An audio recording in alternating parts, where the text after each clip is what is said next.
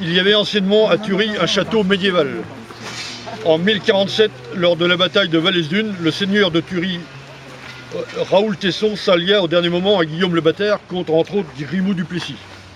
Les soldats de ce Raoul Tesson, lors de ce combat, criaient Thury, le nom de la seigneurie.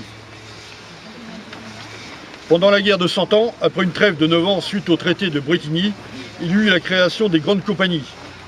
Celles-ci étaient composées lors de cette période de troupes licenciées, soit en étant inutiles après ce traité, soit étant trop onéreuses pour leur entretien.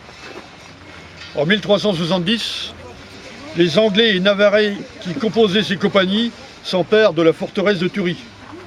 Ils s'en serviront de base pour dévaster la contrée jusqu'aux portes de Saint-Lô. Le comte d'Alençon, sous l'ordre du roi Charles V et accompagné du connétable du Guesclin, tenteront de reprendre cette forteresse. Le siège durera 8 mois et se terminera par le paiement d'une rançon de 20 000 livres pour libérer ce château. C'est ce siège qui servira de déclencheur pour rayer les forteresses non tenables, soit en construction, soit en hommes, comme le château d'Aunay. Des abbatiales, cathédrales ou simples églises paroissiales seront converties en place de guerre. Après divers mariages, ce domaine échouera dans la famille d'Harcourt. En 1635, Audet édifie ce nouveau château. Pour se donner une idée de sa grandeur, il y avait 264 fenêtres.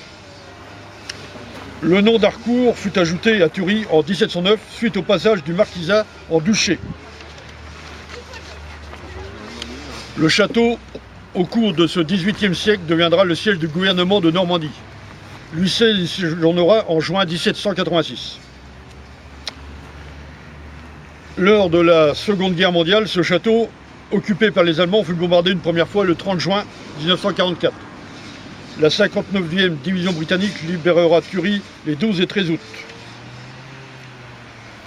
Selon toute vraisemblance, les Waffen-SS incendieront le château avant de déguerpir. Comme on le voit, il ne reste plus que le mur de façade, les deux pavillons, et derrière on voit le toit, c'est une chapelle du XVIIe.